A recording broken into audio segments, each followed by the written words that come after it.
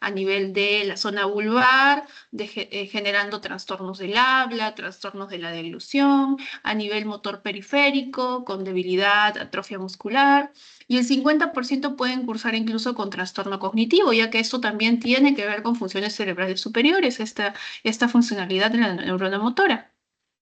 Y también incluso trastornos del comportamiento. Entonces hay una heterogeneidad de la presentación que puede tener ELA en su manifestación. El genotipo no necesariamente va a predecir el fenotipo. Entonces, no hay una relación directa entre cuál es la alteración genética y cómo se va a manifestar la enfermedad. Eso todavía no se ha logrado describir exactamente, pero sabemos que sí hay asociación con enfermedades que tienen que ver no solamente con la parte muscular, sino con la cognición. Entonces aquí un importante diagnóstico asociado a ELA va a ser la demencia frontotemporal en un 13% de los pacientes. Entonces vemos que a nivel global, en este estudio que se publicó en el año 2016, donde se hizo un estudio global sobre la frecuencia y prevalencia de esta enfermedad publicado en Lancet, vemos que hay una asociación clara de la edad y que no hay mucha diferencia en realidad entre el sexo masculino y femenino. Vemos aquí que hay una ligera predominancia por el sexo masculino y que la edad sigue siendo de inicio a partir de los 40 años. No puede haber más jóvenes, pero en realidad la frecuencia incrementa desde los 40 años hasta hacer su pico de la enfermedad en su severidad a los 80 años, ¿no? Entonces vemos que no hay una diferencia entre sexo femenino y masculino, pero sí vemos que la edad es importante para poder relacionarla con el diagnóstico. Por otro lado, vamos a ver también que los años de vida perdidos y los años de vida de discapacidad pues van a tener una relación con el avance de la enfermedad en los años, ¿no? Entonces, ¿cuál es el problema de las enfermedades neurodegenerativas en general, ¿no? Que al presentarse en un paciente, por ejemplo, que está en sus 40 años, es un paciente que está económicamente activo, no es un paciente que probablemente tiene familia, que se está haciendo cargo de hijos, de repente más personas en su vida. Y el presentarse esta enfermedad de forma progresiva, degenerativa, va a generar una limitación funcional e incluso una carga económica para ese paciente. Por lo tanto, no solamente es una afectación de salud, sino también una afectación socioeconómica.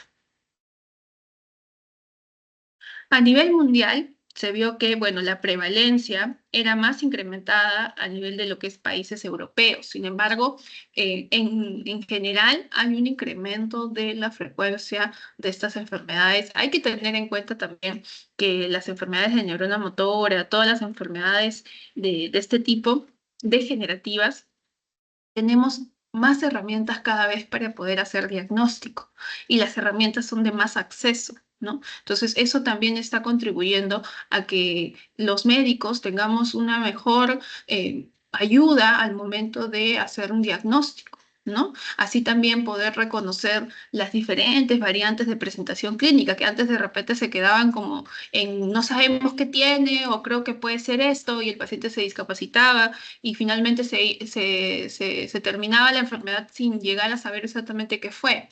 Pero hoy en día cada vez tenemos más herramientas y eso está permitiendo que el diagnóstico sea más temprano. Y al ser un diagnóstico temprano, pues podamos intervenir de manera más temprana también en el tratamiento. Entonces, las poblaciones de origen europeo han mostrado una incidencia bruta de más de 3 casos por cada 100.000 personas. En Japón, en Guam y en la península de Ki, la incidencia reportada fue muy alta, pero se ha reducido sustancialmente durante los últimos 30 años por razones que aún no siguen claras. Entonces, esto es una enfermedad que todavía sigue siendo una incógnita en muchos aspectos, ¿no? Ha aumentado en ciertas partes del mundo, en otras ha reducido. Vemos que en Latinoamérica, por ejemplo, a nivel de lo que es poblaciones indígenas, tiene muy baja frecuencia y no sabemos exactamente cuál es la influencia que pueda tener, si es algo ambiental, si es algo relacionado a las temperaturas o a los tóxicos que pueda tener en acceso, en contacto, ¿no? El paciente. En Europa se vio que la presentación en varones era predominantemente de inicio espinal versus en mujeres que era predominantemente de inicio vulvar. Y esto es interesante también porque vemos que el hecho de tener una presentación con una variedad, pues nos hace ver que no es una presentación similar en varones y mujeres en cuanto a la manifestación clínica. Entonces, también debemos tener en cuenta que esta es una enfermedad que se dice que no existen dos ELAs iguales en el mundo, ¿no? O sea que todos pueden tener manifestaciones distintas, varias en común, pero que no existen dos ELAs similares en el mundo, ¿no? La edad de inicio es más tardía en Europa que en Asia y Sudamérica.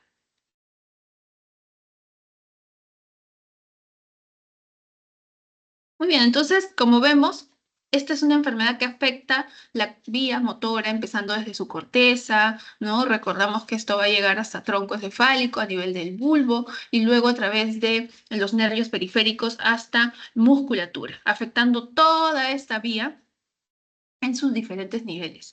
Y el inicio de esta enfermedad va a darse a estos diferentes niveles, generando así una variación clínica amplia, ya que puede afectar en músculo, puede iniciar también en el asta anterior de la médula espinal, puede iniciar a nivel vulvar, puede iniciar a nivel del encéfalo y a nivel también con un deterioro cognitivo. Como hemos visto, también tiene relación con la alteración cognitiva y esto va a generar un amplio posibilidad de sintomatología que debemos nosotros conocer para poder tener en sospecha y valorar los estudios correspondientes. ¿Ok?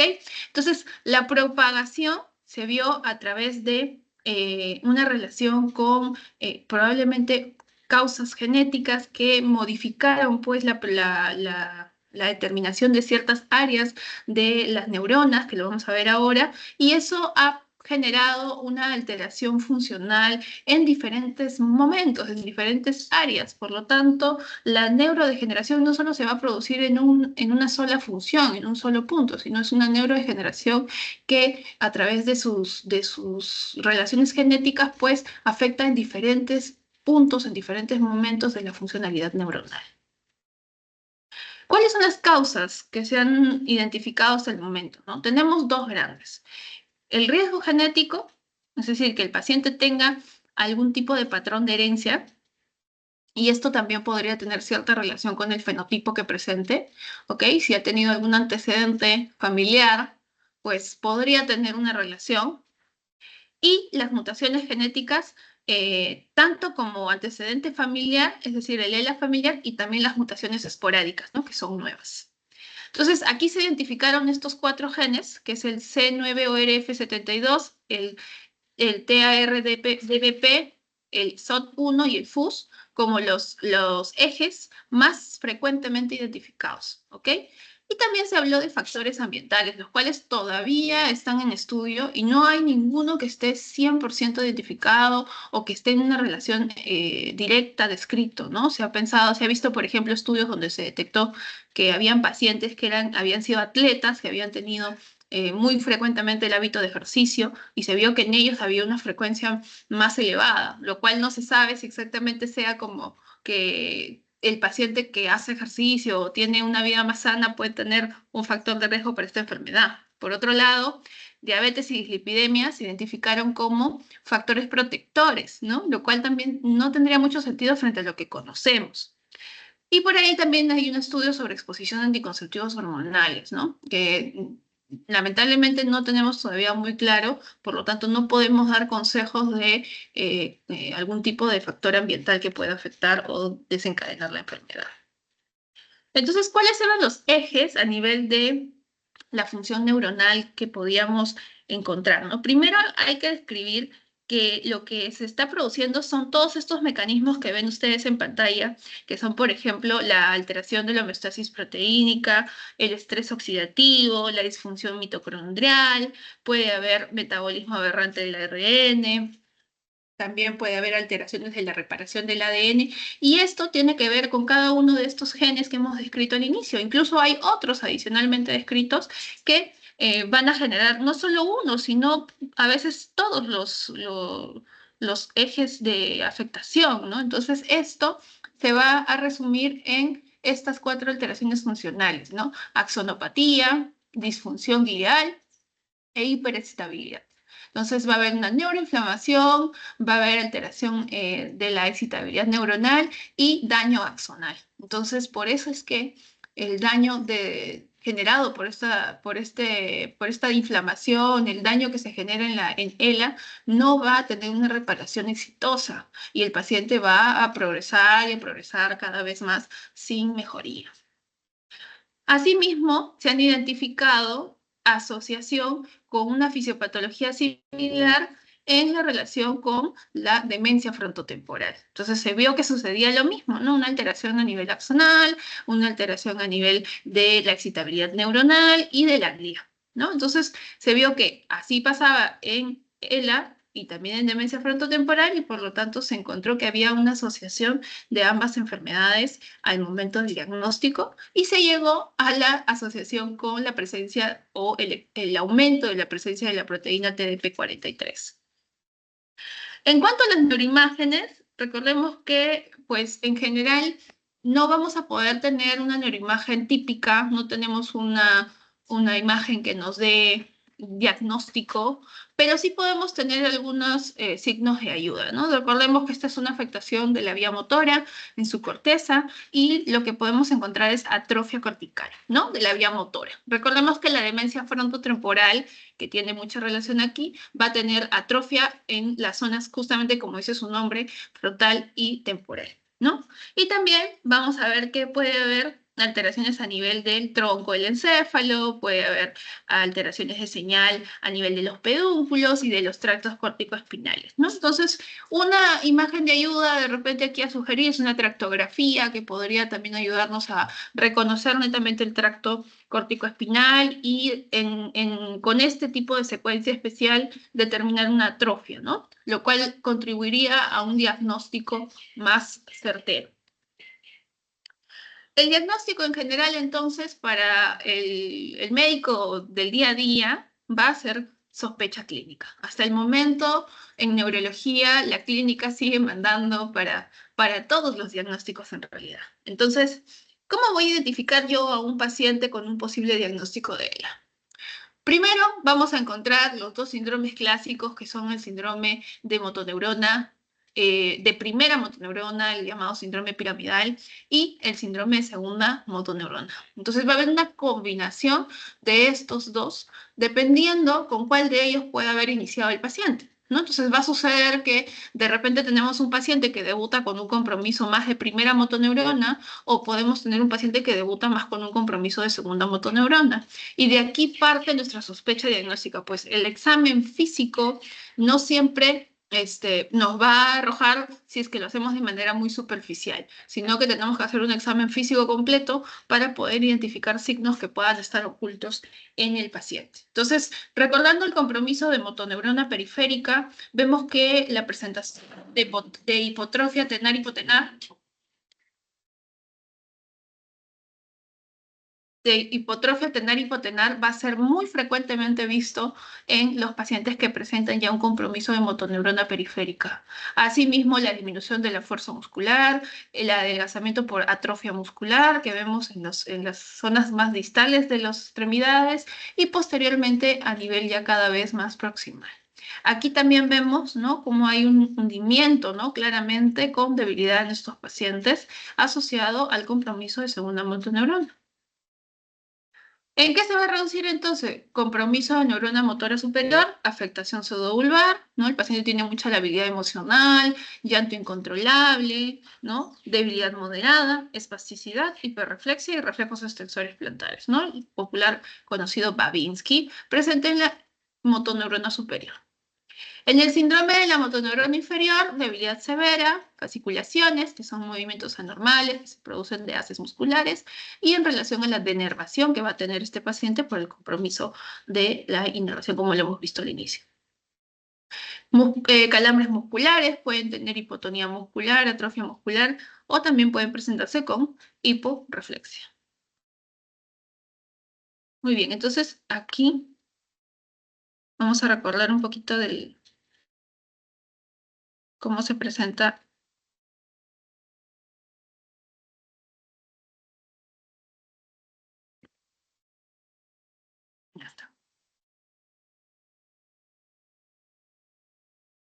Vemos que claramente hay una hipotonía muscular, ¿no? Una disminución del trofismo muscular. Y el movimiento espontáneo muscular, como en haces, como si fuera serpenteante.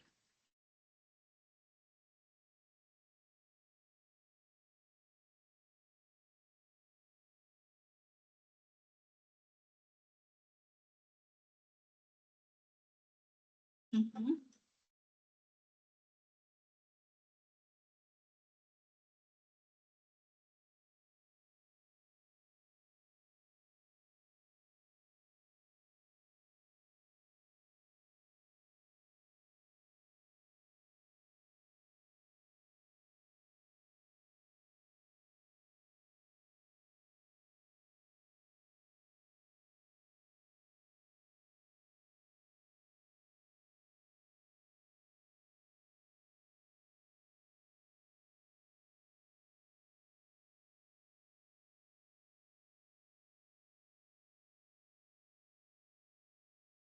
Muy bien, entonces vamos a tener en cuenta que con esta presentación clínica, la afectación tanto de primera y segunda motoneurona, se van a asociar otros síntomas también más generalizados, ¿no?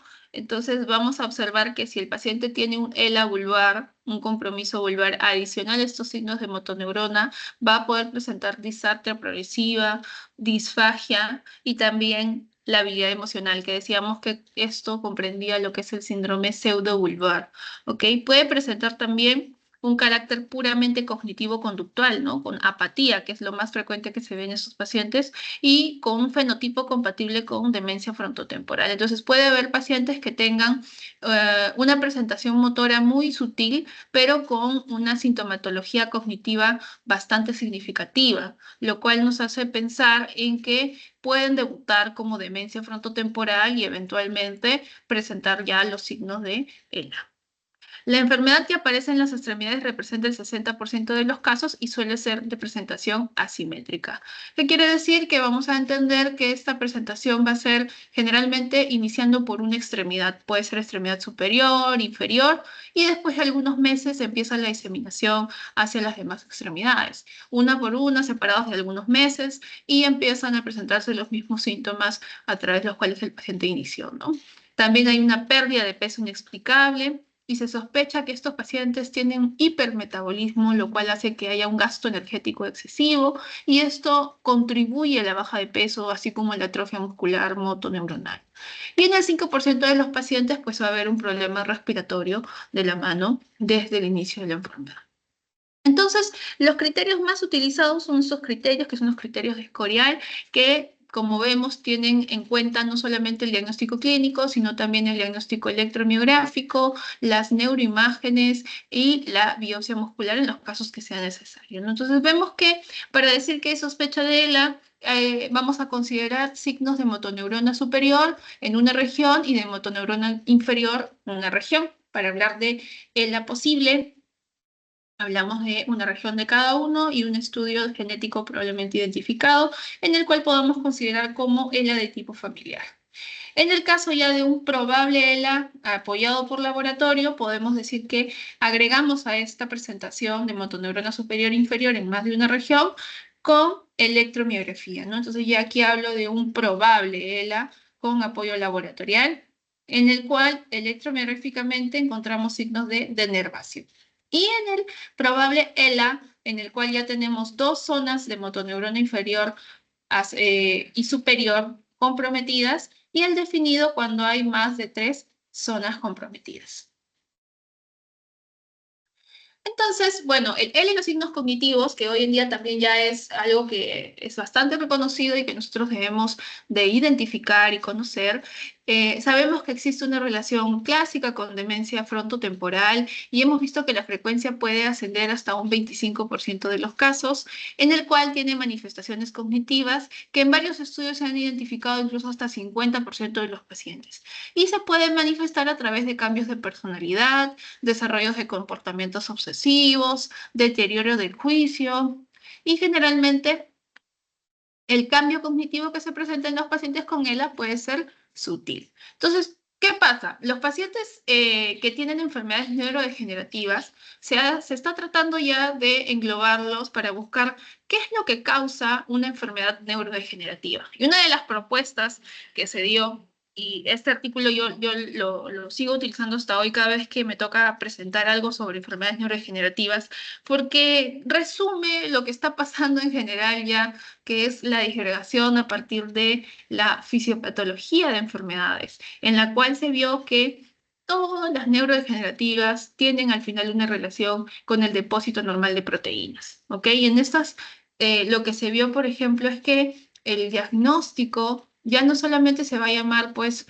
Parkinson, Alzheimer o de repente una demencia frontotemporal, sino que deberíamos identificarlas como proteinopatías. ¿Por qué? Porque el hecho de tener la modificación de esta proteína puede predisponerlo no solo a una sola enfermedad neurodegenerativa, sino a la asociación de incluso varias enfermedades neurodegenerativas. Entonces, de aquí parte que, por ejemplo, la asociación de una sinoclinopatía tenga que ver con enfermedad de Parkinson y enfermedad de demencia por cuerpos de Lewy, ¿no? De repente por aquí la amiloidopatía en el caso de enfermedad de Alzheimer y tener una degeneración corticobasal. Entonces, la asociación de estas enfermedades, pues se identificó que tiene que ver con la producción de estas proteínas de manera inadecuada o la eliminación inadecuada de estas proteínas que son de desecho. En este caso, proteinopatía TDP43 se vio asociada con ALS, que es ELA, y la demencia frontotemporal, y lo cual nos hace pensar que la asociación fuerte tiene que ver con una fisiopatología a nivel de proteína. Entonces, recordando esta proteína, tenemos que considerar que parece que hacia ese punto va a ir el enfoque de las investigaciones para tratar de buscar un tratamiento precoz de estos pacientes, ¿no? Entonces acá tenemos un resumen de cómo se pueden presentar clínicamente los pacientes, el síndrome de la habilidad emocional, todo lo que es compromiso de motoneurona inferior y superior, y agregado a esto, el compromiso cognitivo que da la demencia frontotemporal. Entonces, vemos que hay un espectro de presentación de los pacientes con síndrome de motoneurona. Puede haber una presentación aislada solamente cortical, ¿no? Con un compromiso solamente de neurona, de primera motoneurona. Puede haber un compromiso hemipléjico de ELA. Puede haber una parálisis, una esclerosis lateral primaria. Podemos ver de repente el síndrome en una sola pierna, en un solo brazo, ¿no? O una presentación puramente de motoneurona inferior, ¿no? Entonces, este espectro de presentaciones hace que la sospecha y el diagnóstico pueda ser dificultoso, sobre todo en etapas tempranas, ¿no? Porque el paciente que va a presentar ya la sintomatología clara, probablemente ya va a estar en un momento de la enfermedad, como el paciente que vimos en video, en el cual va a ser más complicado darle un tratamiento. Entonces, el esfuerzo va hacia tratar de identificar de manera precoz y poder tener sospecha y avanzar en el diagnóstico mediante herramientas que se vayan determinando con el tiempo. ¿Cuál va a ser el pronóstico de estos pacientes, no? Vemos que se crearon estas escalas de estadiaje clínico de King, en el cual se ve que hay lo que se relaciona con la intervención clínica, con la manifestación clínica y el deterioro clínico, ¿no? Y a través de la afectación de una, dos o tres regiones, en el cual ya hablan de estadios más avanzados conforme el paciente tiene más regiones comprometidas. Entonces, clásicamente nosotros el ELA que conocemos es el paciente con cuadriparesia, atrofia, compromiso vulvar, que tiene deglución, ¿no? Hay casos incluso populares, ¿no? Conocidos a nivel mundial y nacional de pacientes que ya en etapas muy avanzadas pues lo tenemos muy claro, ¿no? O sea, sabemos identificar probablemente ya si vemos un paciente con traqueostomía, cuadripléjico, con la sintomatología bastante clásica, pues vamos a saber que estamos hablando de etapas muy avanzadas de enfermedad. Entonces, el desafío viene en detectar estas enfermedades en etapas preclínicas, presintomáticas, lo cual sería un enfoque interesante de ver qué va a pasar en los siguientes años, ¿no?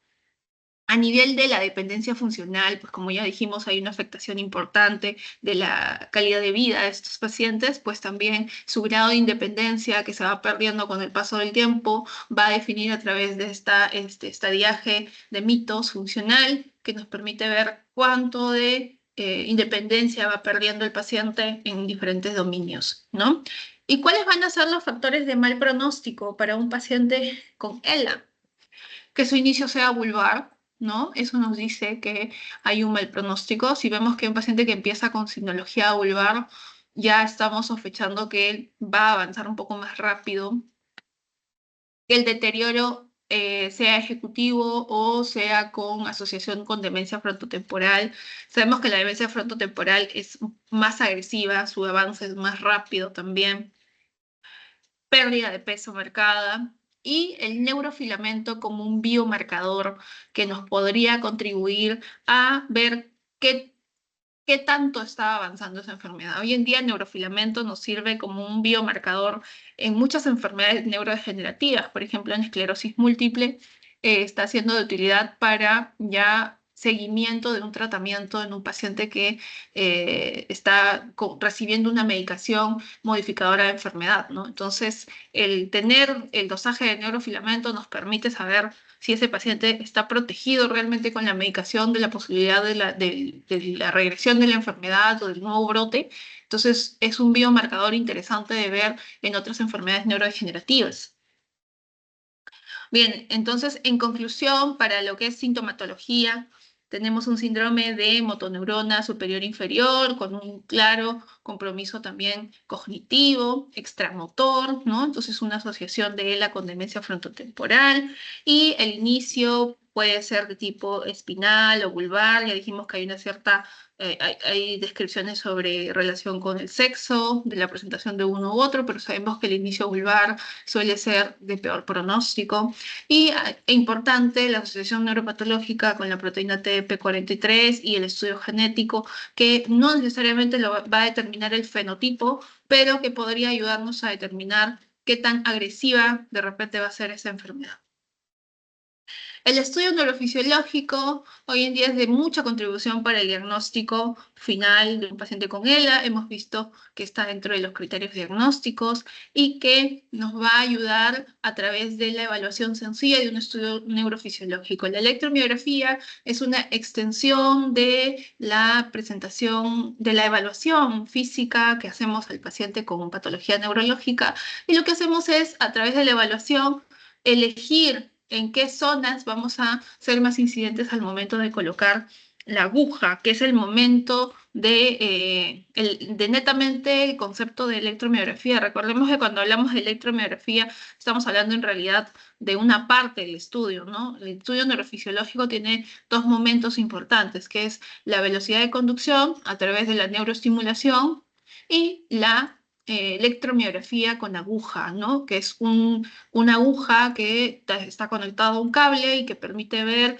a través de la activación muscular y el reposo cómo funciona ese músculo en sus diferentes momentos. Entonces vemos que vamos a encontrar, al ser un problema de motoneurona inferior, signos de denervación activa. Es un músculo que constantemente está denervando y va a tener signología específica. Dentro de ellas vamos a ver que puede haber presencia de ondas agudas positivas y también puede haber fibrilaciones y las populares fasciculaciones, ¿no? Que son estas sobrelevaciones grandes, únicas, que se manifiestan con un sonido tipo, incluso asociando en el momento del reposo con la colocación de la aguja. También se puede ver que puede haber signos de denervación crónica, ¿no? Con patrones polifásicos, con reducción de la amplitud, y vamos a tener que buscar relación con musculatura que tenga en extremidades, es decir, tenemos que hacer un estudio de 4 extremidades para buscar si cumple con estar presente la denervación en miembros superiores, inferiores, músculos de la columna. Entonces también se pide que se haga estudio espinal cervical, para espinal dorsal y lumbar, para poder determinar si también tenemos denervación en esos casos, para espinales, y también podríamos hacer en músculos como la lengua, ¿no? Donde podríamos conseguir algún tipo de dirección para saber si es que hay afectación vulvar. Entonces, más o menos esto es lo que vamos a observar al momento de hacer la electromiografía, fasciculaciones, fibrilaciones, en reposo, que es donde se evalúa la parte de nervación aguda, de nervación constante que tiene ese paciente, y el momento del reclutamiento, el pobre reclutamiento y amplitud de las potenciales de unidad motora.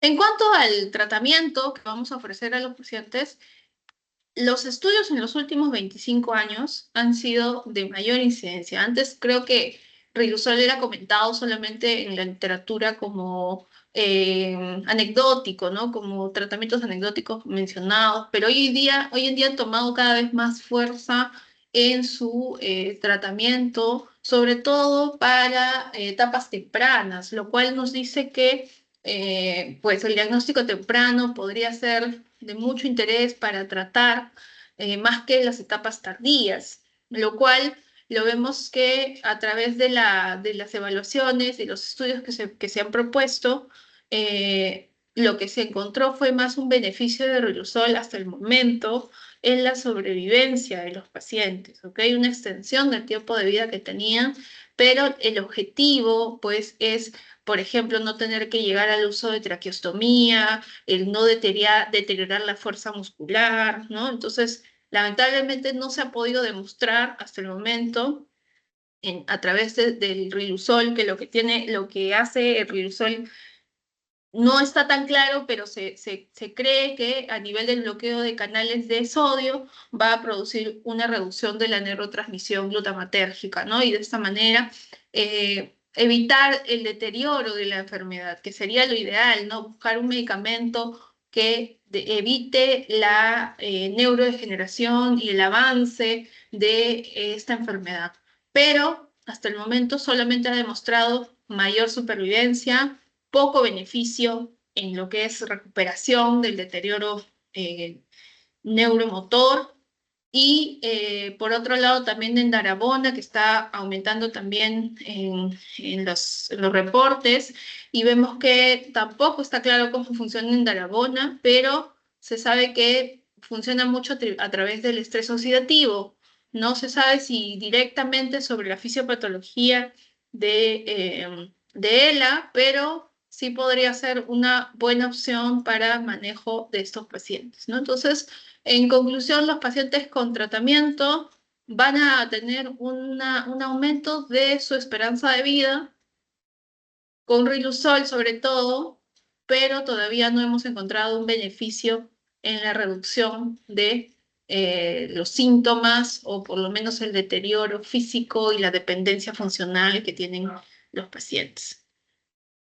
¿Cuáles van a ser las estrategias de tratamiento, no?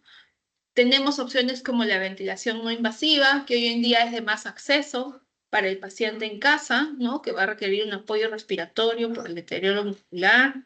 También dispositivos complementarios del lenguaje, ¿no? Pacientes que se pueden desplazar en sillas. Hemos visto que casos muy interesantes donde hay incluso sillas inteligentes, ¿no? Que el paciente puede lamentablemente no puede hablar y tiene maneras en las cuales puede comunicarse con los demás porque la parte cognitiva está preservada y eso les permite tener una comunicación activa, incluso hasta desarrollarse laboralmente, ¿no? Porque esa parte no se ve afectada comúnmente, pero sabemos ya ahora que la demencia frontotemporal pues también es un riesgo en estos pacientes y los cambios conductuales están de por medio, así que también va a haber un abordaje hacia la detección de trastornos cognitivos.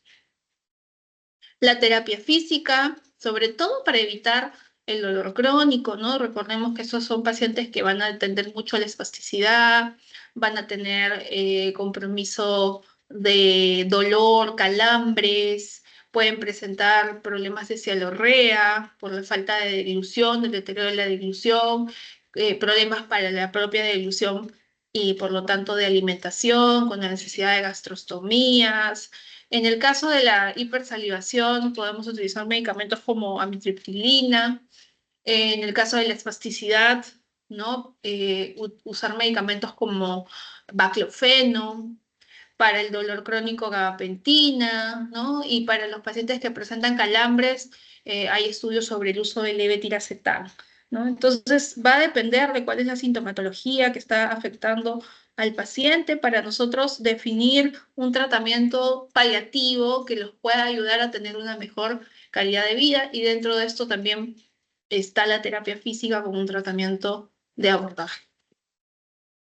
Muy bien, aquí solamente para hacer un resumen de que la afectación de neurona motora va a ser generalmente nuestra primera sospecha, ¿no? Ya sea periférica o la primera motoneurona, la cual nos va a ayudar a sospechar. También puede haber un debut a través de demencia frontotemporal y, bueno, las neuroimágenes que si vemos pues signos de demencia frontotemporal, yo creo que sí o sí estamos obligados a sospechar que puede haber una asociación con ella. Muy bien, entonces solamente comentarles que es muy interesante la presentación, la variedad, cómo han ampliado la investigación en este campo, y es bueno que nosotros también como médicos nos formemos en reconocer estos pacientes con enfermedades neurodegenerativas que inician en etapas jóvenes, que afectan mucho su calidad de vida y que nosotros debemos colaborar con la sospecha clínica para poder ayudar y contribuir a la investigación, ¿no? Hay muchos protocolos nuevos de investigación que se están abriendo sobre el tratamiento de estos pacientes, y muchos de ellos, pues, al no tener alternativas hoy en día, porque Riluzol, por ejemplo, es un tratamiento que es de alto costo, muchos pacientes que no tienen acceso a estos tratamientos, pues podrían por lo menos tener una opción a través de protocolos de investigación. Y pues nuestra tarea es identificar los pacientes para poder derivarlos al área correspondiente y darles una opción de tratamiento temprano, enfocándonos también en mejorar su calidad de vida. Muy bien, gracias. No sé si tienen alguna pregunta, algún comentario.